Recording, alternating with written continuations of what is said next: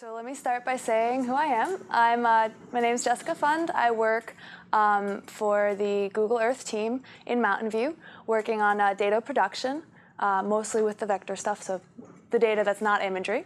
We'll get into that a little bit.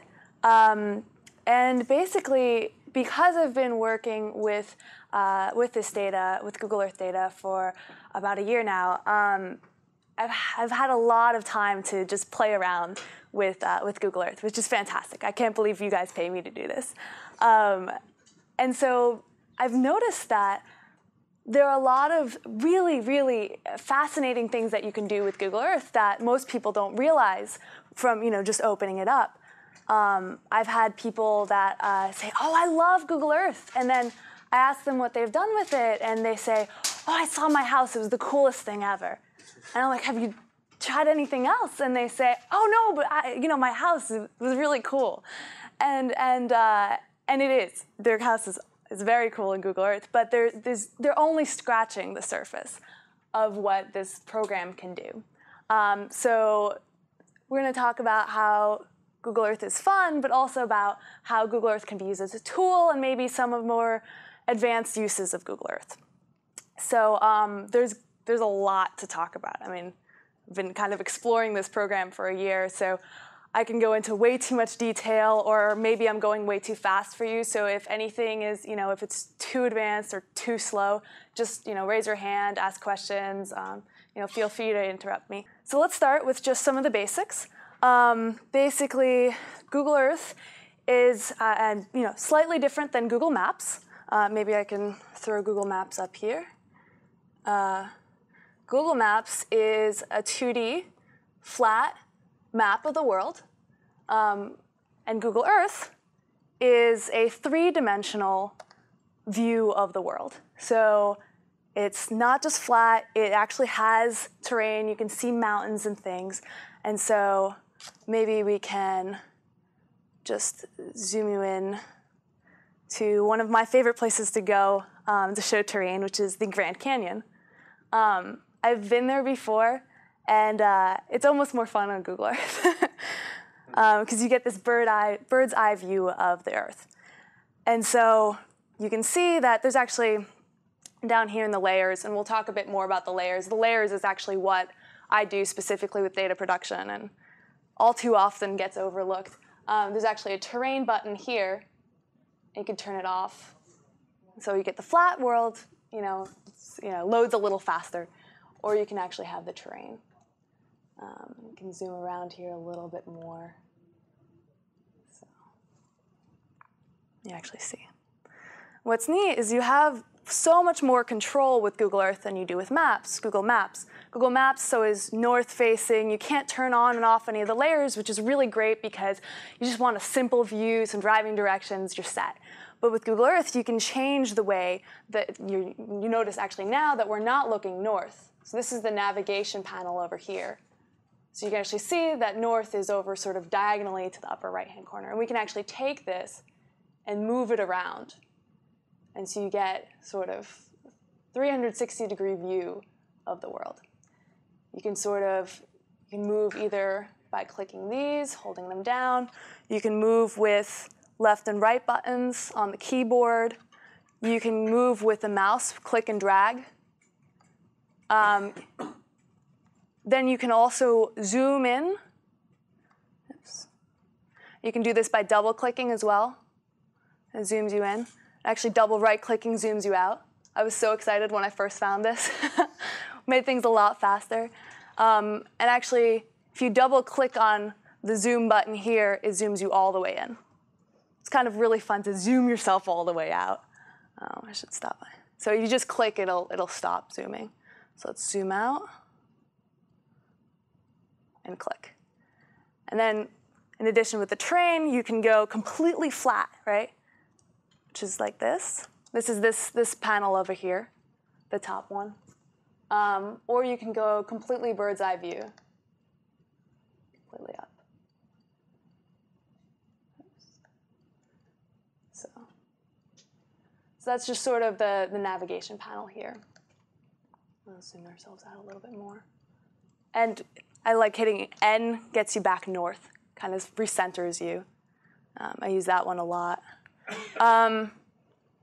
So then there are also these panels over to the left and this toolbar you notice up here. And so the first panel is just the fly to. It's sort of, we see Google Earth as sort of a geo browser, just like Firefox or Internet Explorer. We see this as the way you search your world. So, for instance, we can write Paris, and it'll fly us to Paris. For some of the smaller towns, if it's a Springfield, Kansas, you have to write Springfield, Kansas, because otherwise it won't know which one it is. But typically it's pretty good. So you can see there's Paris there. If you want to do, you can also do in search, you can look for businesses.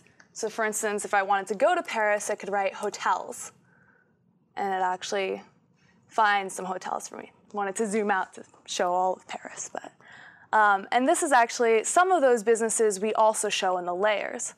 So you should see over here, down here we actually have hotels, lodging. So you can turn on lodging, you can see everything here. And actually, if you zoom out, the names will go away, so they're not quite as bad. Search as the local search for businesses? It should be, yeah. I mean, the nice thing is that with local search, you can search anything. We don't have maybe ice cream stores as a layer in the layers, but you can search for that in businesses. We just but it's kind of nice to see all of the hotels all at once rather than, the local search tries to give you a small subset, so it doesn't bombard you with all of this. So does it use the same index? Is it Yeah, it should be the same ones. And it's pretty neat. You can click on them, and it gives you the phone number, the address. It'll click you over to this internal browser. I like to make it small because sometimes it gets in the way. Oops.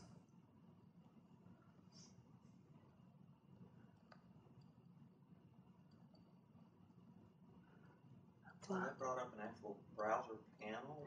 Yeah. Oops. Maybe I'll try this one. Yeah. So this actually finds this place on Google Maps. And you can actually, you can bring this out, you can pop this out. Let's see, here. So you can see, this is actually, we pop you over to Google Maps. So it has all the stuff Google Maps has. Exactly. So it just links you over there a little faster. So because we see Google Earth as a geo browser, we like to hop you in and out of the internet as much as possible. You'll actually see that in our populated places down here.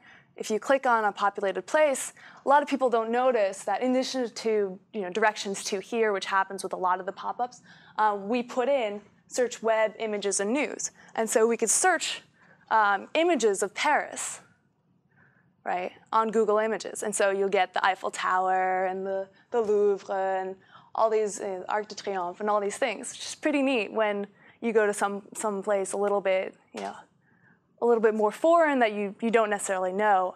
News is kind of neat too. So we like to hop you in and out. And one more thing that you can do with the search is you can do directions, just like with Google Maps. Looks the same. Let's see. So one thing I really like to know as well about these panels is you can make them disappear, which is great. So if you want some more real estate, you can close them like this. So you can see everything, and sometimes it gets a little, things get a little lost. And you can get rid of it completely by going hide sidebar. So it's just it gives you this beautiful screen. This is something new that we've been doing with the Google Earth 4. This is still the beta version.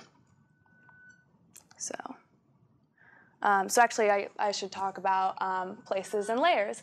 And so the layers are streamed from the Google databases. You need internet to see them. Or if you've gone on the internet, seen some of them, it'll load it in your cache. So you can work a little bit without internet, but it doesn't load too much on your cache. So it does help to have internet connection. So yeah. Is there any way to preload those interesting to do. Yeah, it is a very narrow amount. Like they don't let you download too much, cache too much, because we don't want people scraping our data, right? We don't want our imagery providers to be complaining that people are trying to steal their imagery, right? And so we let you cache a bit of it, but not a very large amount. But for instance, just like sometimes I do this. I'm driving somewhere. I'll turn on the roads, and just let them cache. I'll do this with Google Maps too sometimes. But Google Earth is great because we'll actually get into a few things. You can kind of add what you want. So you can, for instance, you can cache this, and then you can go drive, and then you have it on your laptop. And then I just sort of tell my boyfriend, oh, take a right at the next light. So we get to where we're going. We did this too for when we tried to find a new place to live. And we'll show, actually, I should go into one of the really great things about Google Earth. One thing that's, besides the terrain, that makes it a little bit different than Google Maps and other maps programs out there is that you can actually make your own maps. So the differences between the layers and the section of places is that the layers is something that comes with every Google Earth. It gets streamed, so you don't have to download a new version of Google Earth. We just change our data on our end, and you see something else. And we're constantly updating our imagery and our data, our vector data, our layers. So you should always go on. You'll find something new. But in places, you can actually make your own maps. And people ask me, oh, but can anybody see this? It's just you can kind of think of it as you're writing a Word document in Word. Nobody can see it, but you can share it with other people. So we should make a map. Let me close what I have here. So what's really neat is, so you can right-click and you get all these options, or you can just go up to this panel. So just clicking this little push pin actually lets you make a place mark. So you can click here, you can push it, you can write Paris. You can change the icon. You can actually make your own icons. They just have to be, I think, 32 by 32 pixels, or maybe it even just, I think now it just resizes it for you. So for instance, I can put a little camera, let's say if this is where I went on vacation and I want to show my family or friends, this is what I did. All right, okay. And what's really neat is that this pop-up bubble here, you can actually write a description so that when you click on it, just like how we clicked on Paris, it had this pop-up bubble with some information. This actually takes HTML. So I can do an image source and actually link it to a photo. So let's see. Let's go to view image.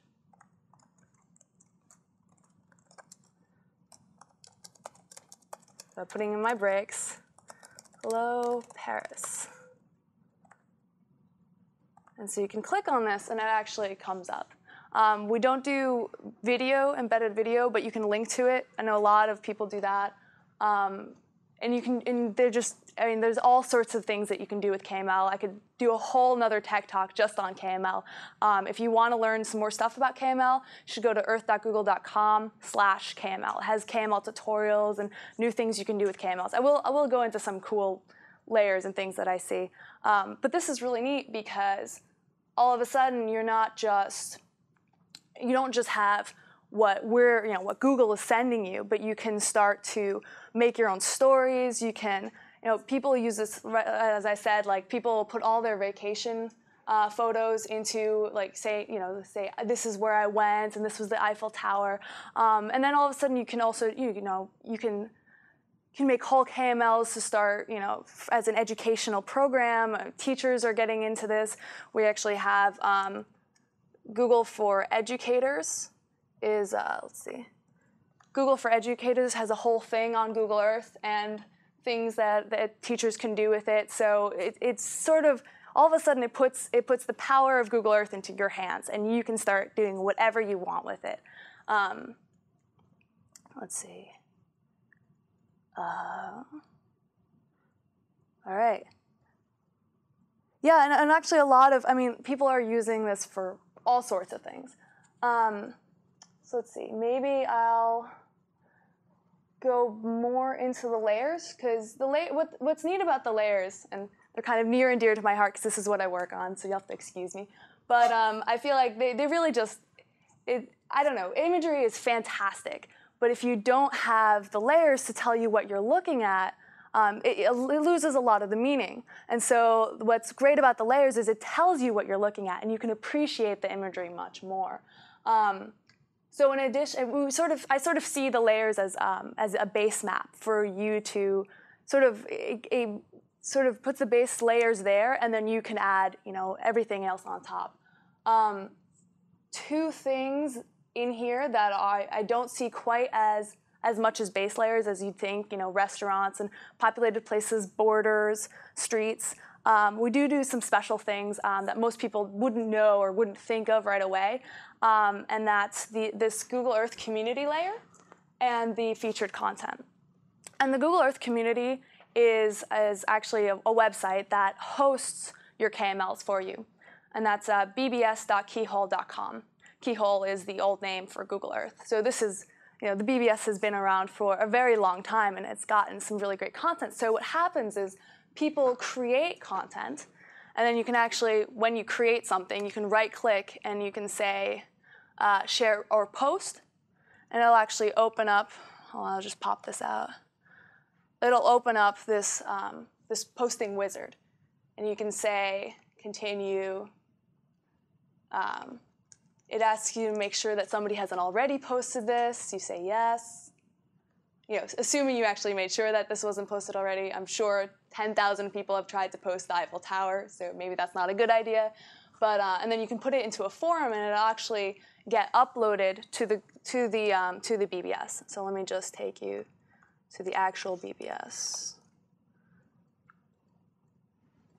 Let's see.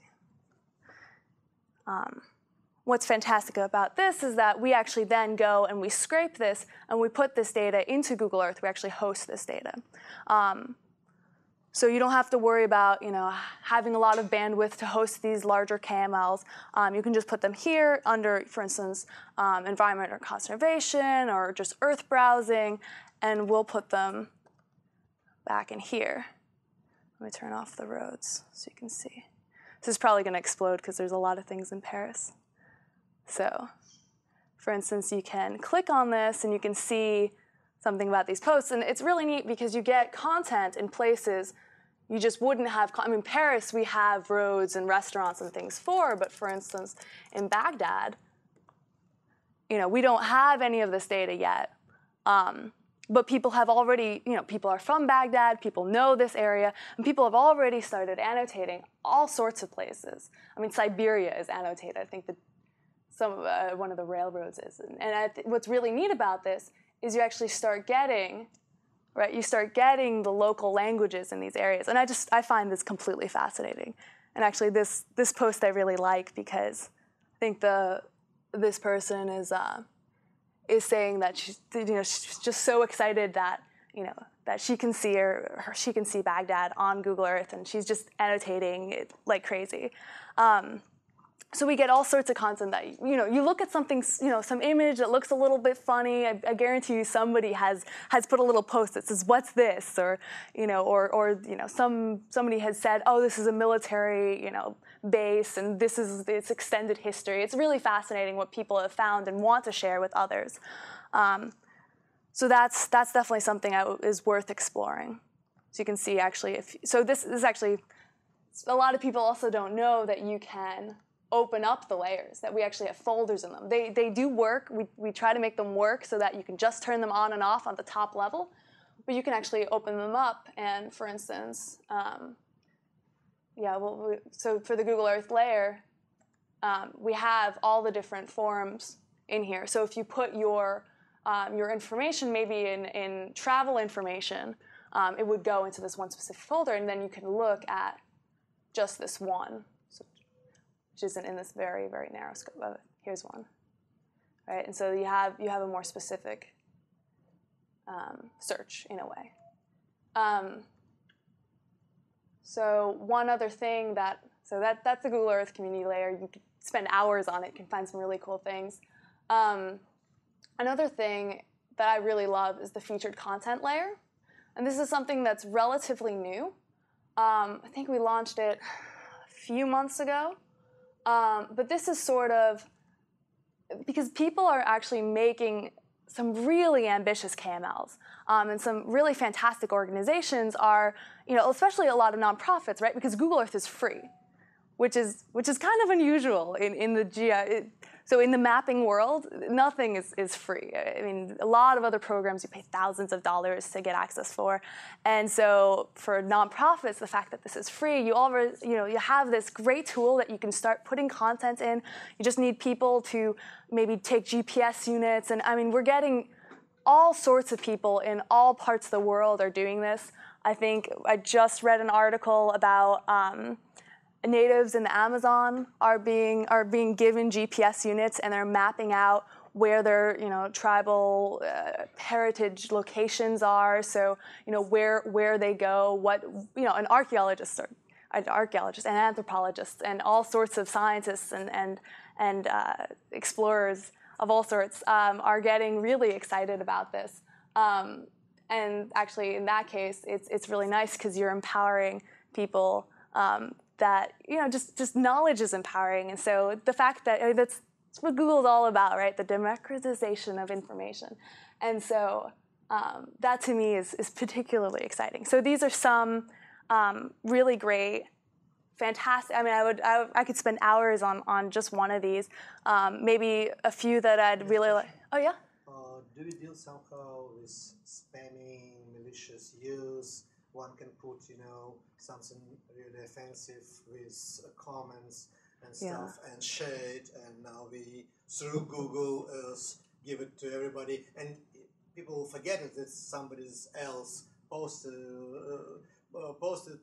things and kind of, attributed to Google. Do we have any kind of filtering, supervising?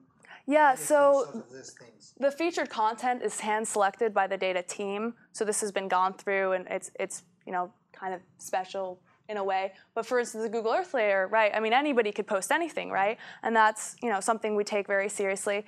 We have a great group of moderators for the BBS.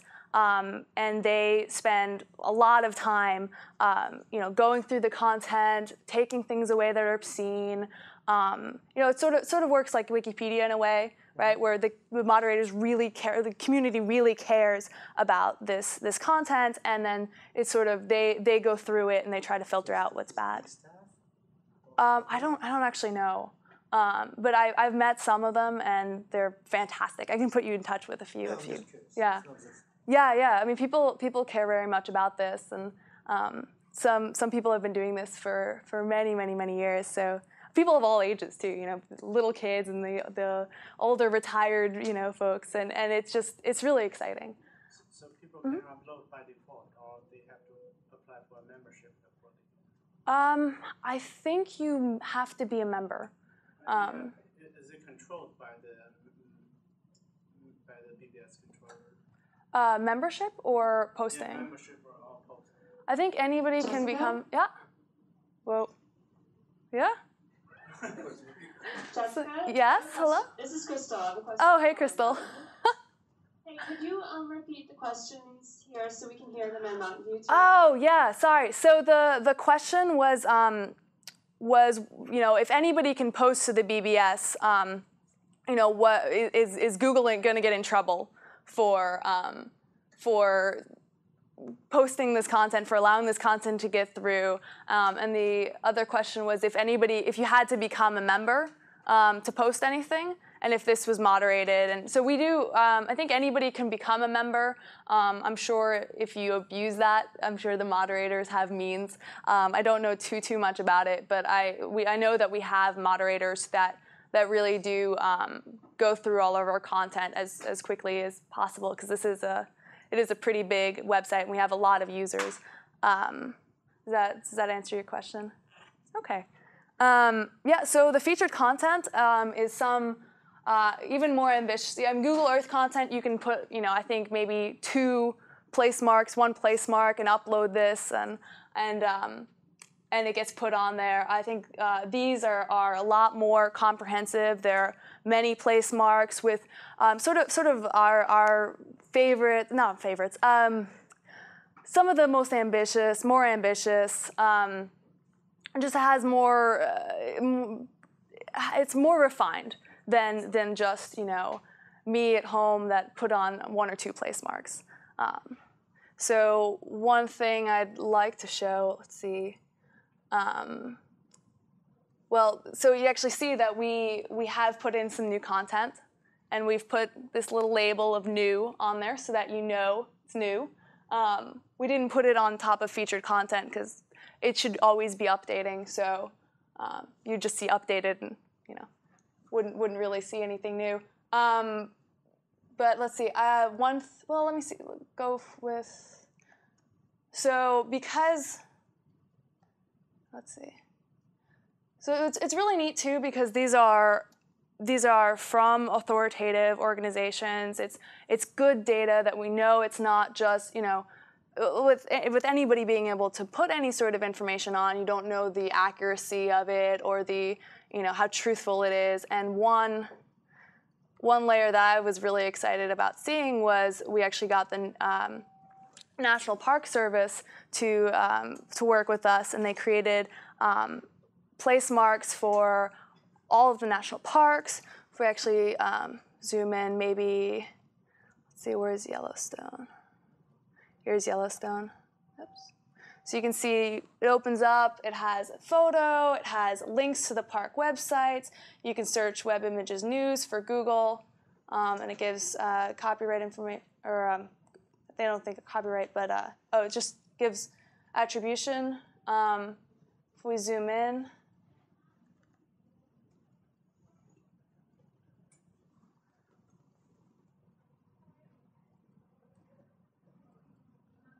let's see. So you can actually see the park boundaries, and they have all the visitor centers located. I think if you zoom in even further, there are campsites and all the facilities. And these red things here are actually the trails.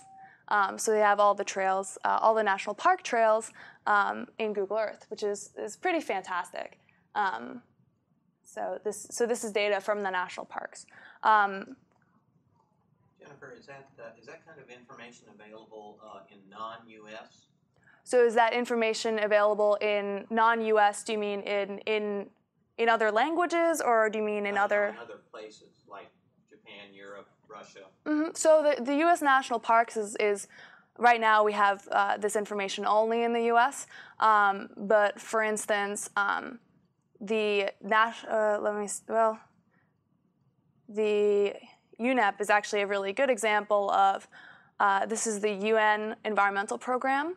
And these are fantastic because they have before and after photos, satellite imagery for places all over the world. So you can see, for instance, here, this is the clear cutting in the Amazon.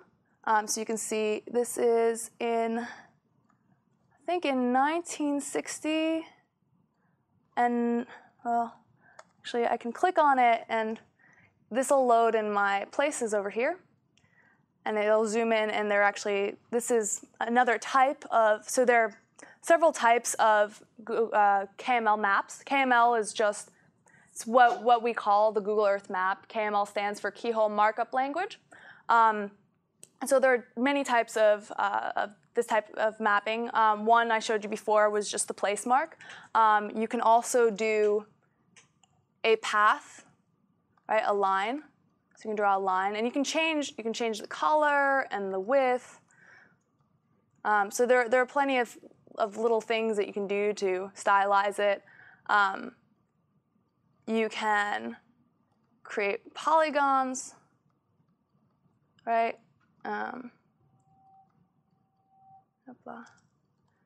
You can, and then the other thing you can do is create image overlays. Like this one. So you can take any image.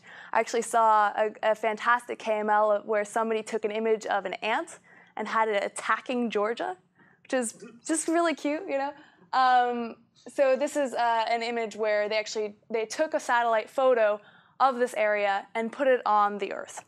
And you can actually see that if we take this one, this one away, you can see what it's become. So this one here, I think down here it says it's from June of 1975, and this one is of September 2001. And it's sort of neat because there are some other features that are sort of hidden, but you can actually slide this over and watch it disappear, right? So we're going to bring it back. And they have these for all over the world. I think they have the snows of Kilimanjaro disappearing. But for example, here we are in Brazil.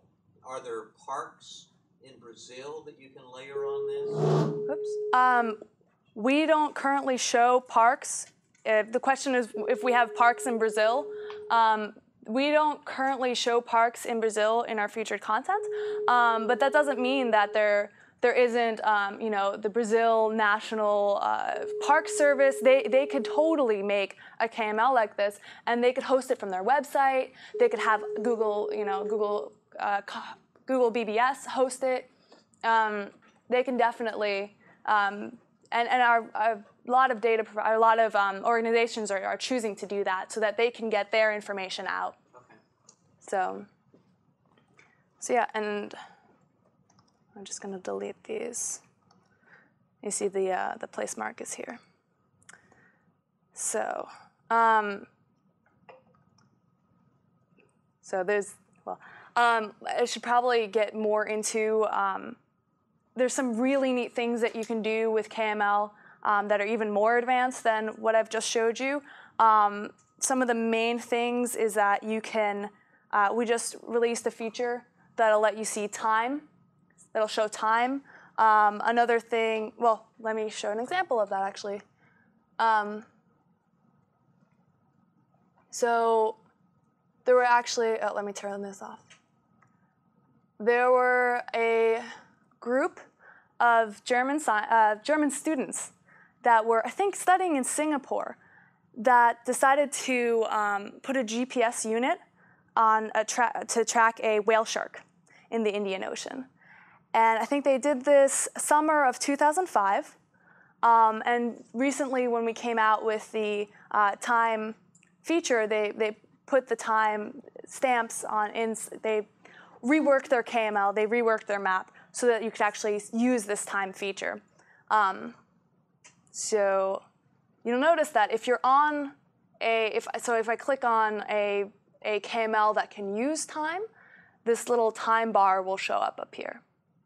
And I can, if I click on the little watch, it'll give me properties. So for instance, I can make the animation move faster or slower, and I can do some other things. Maybe I should just show you what it looks like if I leave it as is.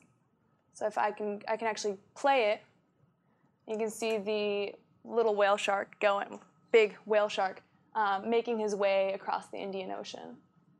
And so this is, I think, a line that they drew of his path. Each of these dots is a GPS unit that they took during a day. And then they have the time and day with each of the each of these dots. And so with that information, they can show an animation of this whale shark making his way across the Indian Ocean. So this is about the KMLs only, right? The map doesn't change. Right, the map doesn't change. This is just the KML information on top. And actually, I can remove the KML, and the map is still the same underneath. So I cannot see a place changing over time. The question is whether or not you can see a place changing over time. You can if you trick. I mean, Google will still host the same data, but you can put whatever you want on top of it. So you can put an image of how an area looked 30 years ago, how an area looked 20 years ago, how an area looked 10 years ago, and you can change it like that. But they're not available on the website. They are not, right, so they would not be available through the streaming version here. They'd only be available, so if you create a map, a lot of people ask, if I make a place mark, can everybody see it? And nobody can see it but you and the people that you send it to. Yeah, okay. All right. So in addition to time, you also have, and all of these things, all of the special things you can do with KML, you can all find those in the KML tutorials, earth.google.com/KML. So I won't spend too much time going into it. I will say that if you save these, so if you go right-click and you save as, it'll save it as a KML or KMZ. The KMZ is a zipped KML.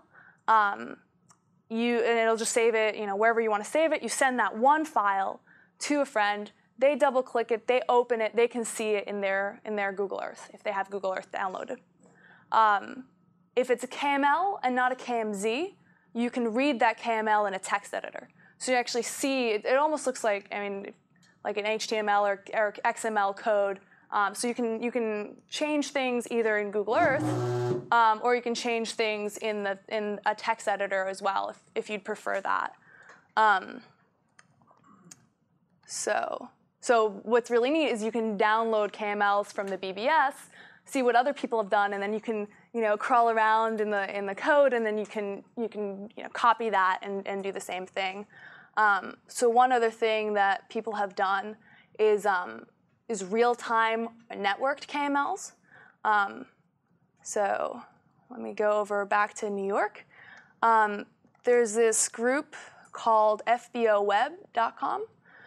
They do tracking of air flights, and they actually made a network KML, real-time network KML of all the incoming and outgoing flights for, I think, LAX and JFK and all these. And so I'll turn this on, and so you can actually see these are all the flights currently in the air coming in and out of JFK. And I can click on any one of these, and it says this is an SFO to JFK. This is San Francisco to JFK flight. It's flying at 31,000. I guess this is feet at this speed. What's really neat too is that they have put this into. They actually have the altitude, right? So you can see how high above the ground they are. Let's see if I can zoom in, come a little closer. This is in featured contest?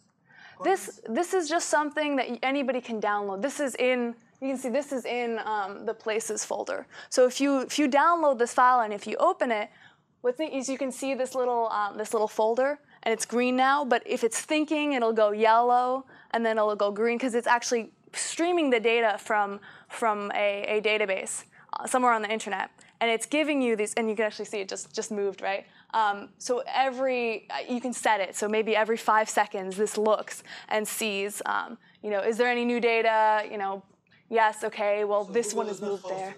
Google is not hosting this. Google will host the KML file, but if you have data that's changing on the back end, you have to host it somewhere. We don't have a Google solution for that yet. Yes?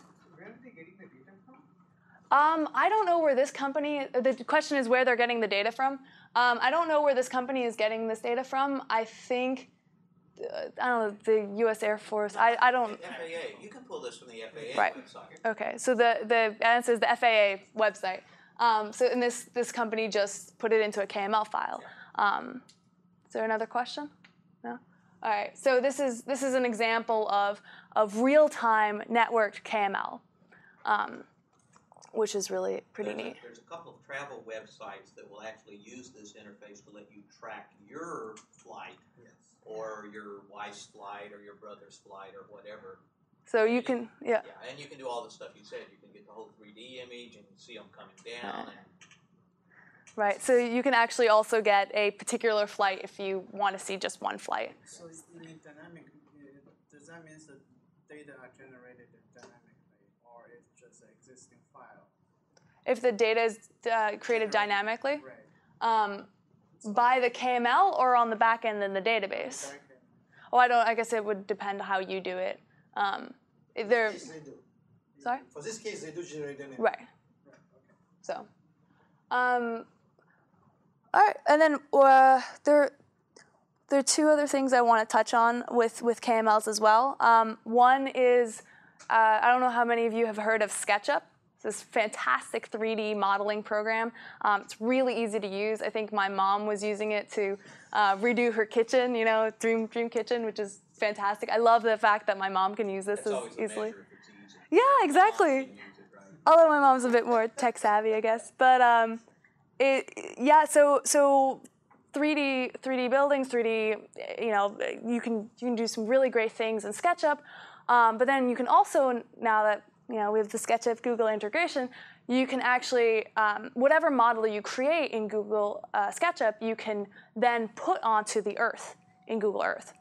And not only can you put it on the Earth in Google Earth and then make a KML out of that, you can share that model on the 3D warehouse, which is SketchUp website where people upload their models.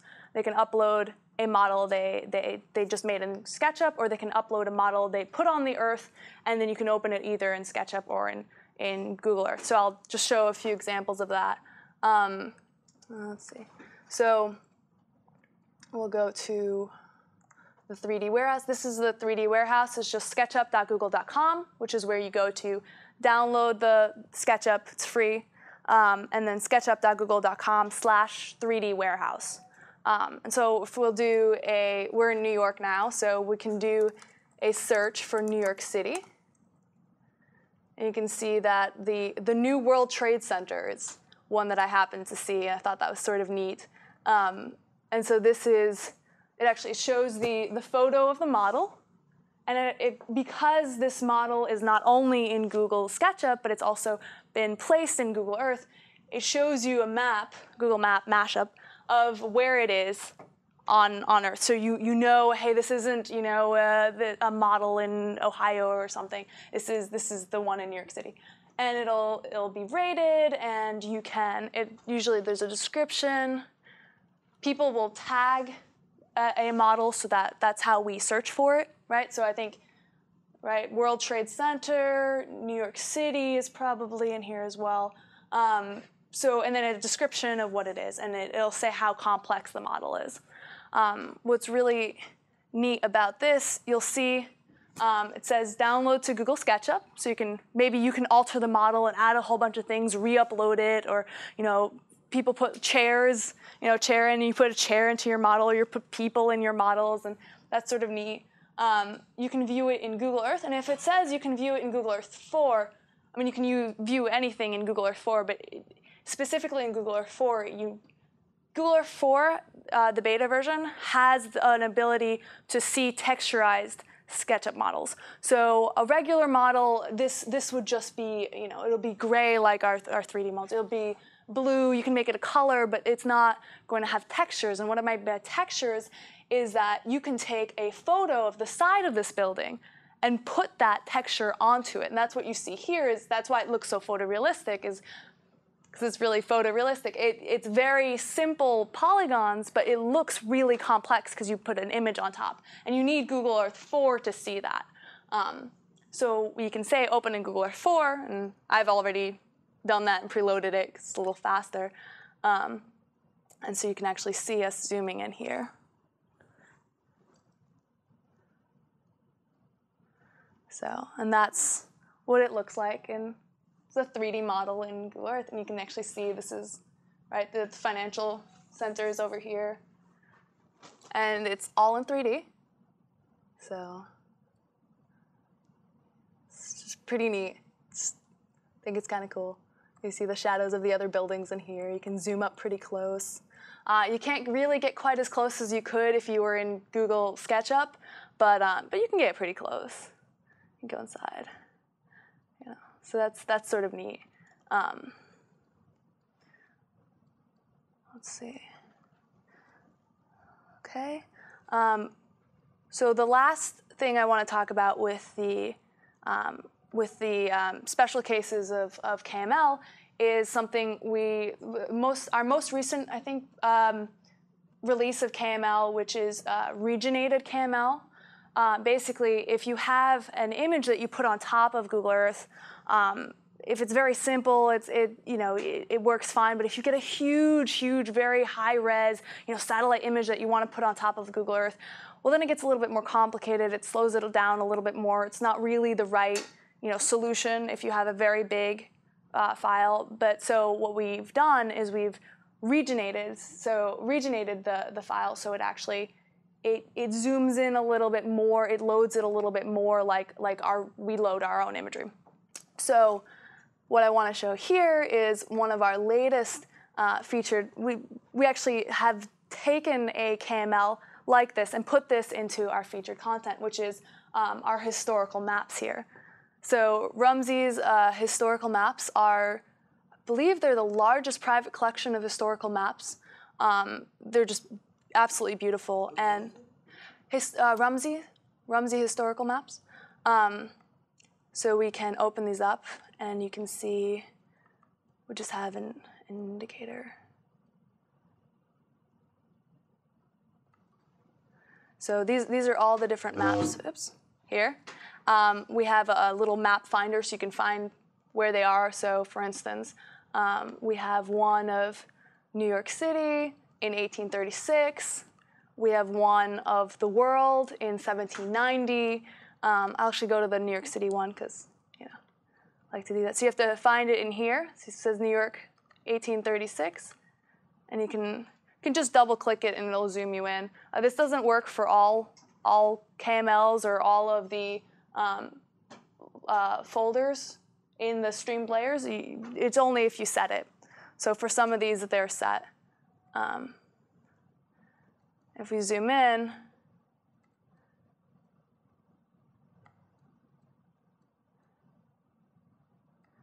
you actually see, I think up here is Central Park, right? It's a little rugged. All right. So it'll load, but yeah, it's pretty neat. So you can actually see what a lot of these cities, or I think we have, the lower western half or eastern half of Australia, and I think there's at least one map for every continent except Antarctica. But this is just, they're really beautiful maps, and you can spend hours with them, and so you can see this is just sort of neat.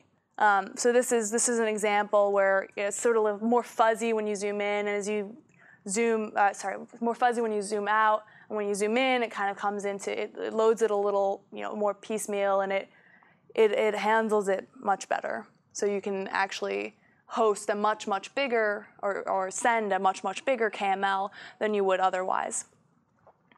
So, okay. All right, so I think that's most of what I wanted to cover. I will also mention that Google Earth is also available in French, Italian, German, Spanish, and Japanese. You can actually change that by going to, there are a lot of things you can do actually if you go to Tools and Options. There are all sorts of things people don't even, if you don't care, you can just leave it, right? But you can, for instance, make the terrain much more steep. If you can't quite see the hill, you had to walk uphill both ways in the snow as a kid, you can put it on 3 and it looks actually much steeper. I like maybe 1.5. 1 is just the average. You can always reset to default. You can clear your cache. You can have it store more cache. You can change the touring and the navigation speed. And so in general, the language settings, you can actually change it to any one of these languages. And I think you have to close out of the program and reopen it to get it to load in that language, which is pretty neat. Getting to see everything in Japanese is sort of fun. Yes? I'm wondering about GIS style analysis things, like the area of a region, and whether those are supported in the other more professional, Earth Explorer, the Okay. Earth professionals. So the question is more advanced GIS analysis uses of Google Earth. Is that correct? People are definitely using Google Earth for GIS use. So one other thing that if you get the Google Plus version. A lot of people don't know what the difference between Plus and regular. You see all the same data in Google Earth Regular, Google Earth Plus, Google Earth Pro. The difference with Google Earth Plus is you get to import GPS points, a little bit better printing. Google Earth Pro is much better printing, much better screenshots. There's also a movie making module, which is, I know a lot of real estate agents are really excited about that because they can send a little video of the, make a 3D SketchUp model of the building you want to sell, and you make a little zoom around, send that off. There's also a GIS importer, takes in shape files, CSV files, which is really fantastic. You just throw it in. I mean, it doesn't take huge. I mean, I kind of push it every once in a while. It doesn't take huge files, but you can take moderate-sized files. So you can import GIS data. It doesn't do as nearly as advanced analysis as, for instance, I don't know if you're familiar with like ESRI tools, or sure, all these things are MapInfo, really great programs, and they're more of the real hard analysis. If you want to get into very specific scientific, but people are using Google Earth for, all sorts of just visual context. But we definitely have scientists using Google Earth. It looks like there's a ruler up there. Oh yeah, so I actually specifically found one of my favorite photos. This is in Africa. We have, I think, over a few hundred very, very, very high-res photos in Africa taken by airplane by Michael Fay. And so this is one of my favorites. It's of seals. This is very high-res. So I love going into seals with the kids, right, and seeing how long the seals are. Right, this ruler is a measuring tool, and so you can see, probably miles is not the right, maybe we'll go to meters. You can see how long one of the seals are, right? So this seal is about 2 meters, or let's go to feet for our. It's about a little over 6 feet. It's kind of a big seal. It's bigger than me, right? So that's what the tool is for. I don't know how absolutely precisely accurate it is, right? And a lot of the imagery has imperfections. You need to kind of skew it to get the right projection. So if you're doing very, very, very specific high-level science, it's not quite as precise as a lot of scientists would like, but it's definitely usable, and people definitely, it's just GIS, just spatial. Understanding the data spatially, you start to notice things you don't notice at all, you didn't notice before. So actually, for instance, with the whale shark, whose name, by the way, is Schroeder. They named the whale shark Schroeder, which I think is fantastic. You'll actually notice that Schroeder kind of, he's going this way, and all of a sudden here, it's just like a 180-degree turn, and he starts going this way. And somebody took this, and they put you can't really quite see it here, they looked at the ocean currents, and then they noticed that the ocean currents were going this way down in the southern hemisphere, and the northern hemisphere was actually going more this way.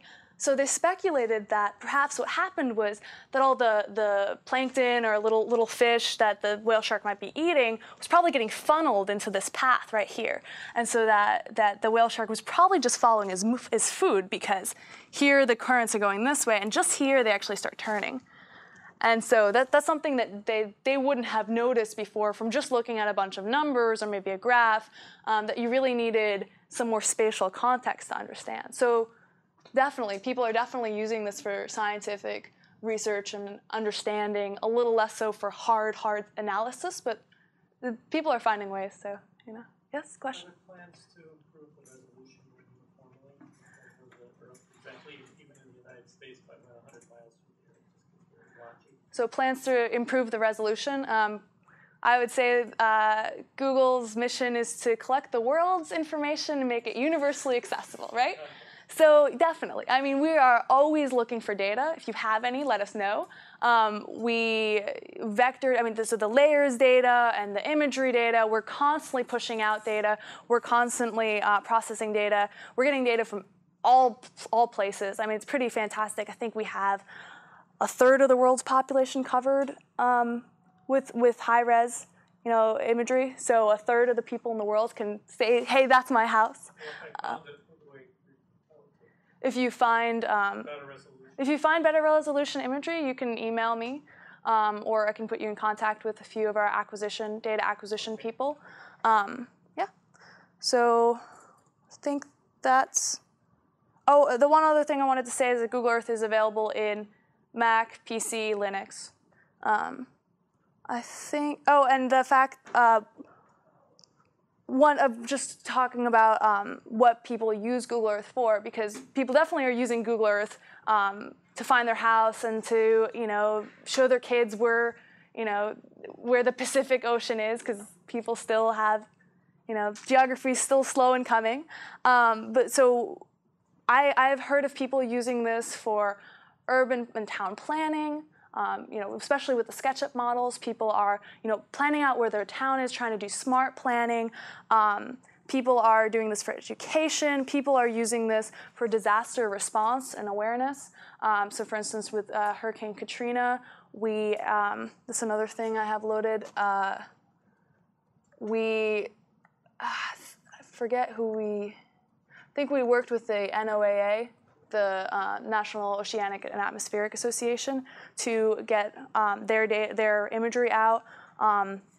We just hosted a whole bunch of data. This is one example where they did assessment of the damage. They also had Red Cross stations and a whole bunch of other things. Let's see if I have that website up.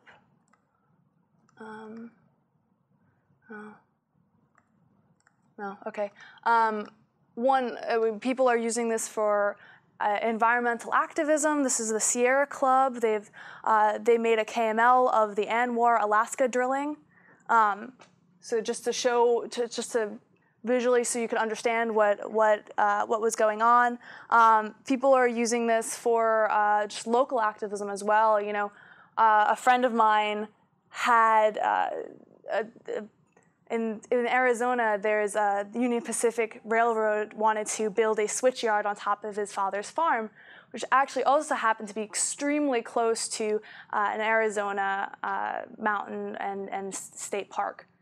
And so he created a Google Earth model, showed that at the town committee planning meeting, and they ended up voting 5-3 in his favor. So very, very close. And he really, I think he told me afterwards, he felt that without the Google Earth model, nobody would have understood what they were talking about, because the Union Pacific guys had come with these maps that nobody really understood. I think they didn't even bring the maps to the meeting. They had brought maps to other meetings. And so nobody really understood what they were talking about. And he put in the Google Earth overlay, showed where the switchyard was going to be, how big it was going to be using the measuring tool, how close it was going to be to the park, where the trails were with the park, and how you could see the whole switchyard if you were standing on top of the mountain. And it really made people understand what was happening in a way that wouldn't have otherwise. So these are just some examples of what people are using for. People are using it for just showing their vacation photos to friends too. So there are all sorts of things that you can do with it, and you can share these on the BBS, and things are happening. So maybe I'll take a few questions from here in the Mountain View. I know the Mountain View office hasn't really had a chance to weigh in. So question? Yes, you showed how you go from Google Earth to Maps. Mm-hmm. Can you go the other direction? I should talk about the maps people. Not from the maps, not from maps.google.com. I know that the KMLs that you make in Google Earth, if you have them hosted online, you can put the URL into the address in where you would put Paris. You would just put the URL to load, and you can actually see the KML in Google Maps. I think not all KMLs, like SketchUp models, I don't think work, but a lot of them. Right now, I don't think that they have any plugins back into Google Earth, but I'm sure that's something we should look into. We do have a lot of, this website has a link back into Google Earth, and maybe, so they have, I think, here you see the whole thing. This is their Google Earth file that they're posting, so you can open Google Earth with this. I know Wikipedia, if you have. It's very doable, is what you're saying. Yeah. Oh, definitely. And it's happening. Just not in Google Maps yet. So how do we talk to the Mountain View people? All right, Mountain View people, do you guys want to say anything? Ask any questions? Yeah, hi. I don't think we have any questions here. Okay.